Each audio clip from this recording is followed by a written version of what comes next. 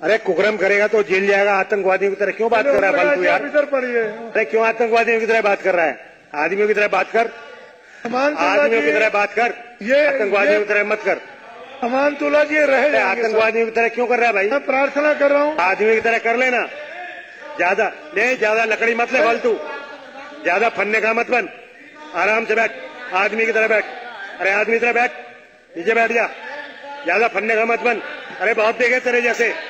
अमानतुल्लाह जी बैठिए। क्या ये परवीन जी विधानसभा है?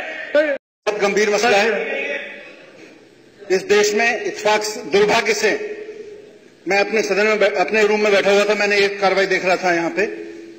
दुर्भाग्य से इस देश में इस वक्त केंद्रीय सत्ता में ऐसी पार्टी बैठी हुई है और यहाँ पे विपक्ष में ऐसी पार्टी बैठी हुई है जो इस पूरे मसले को यहीं लाके खड़ा करना चाहती है कि मुसलमान का मतलब आतंकवादी।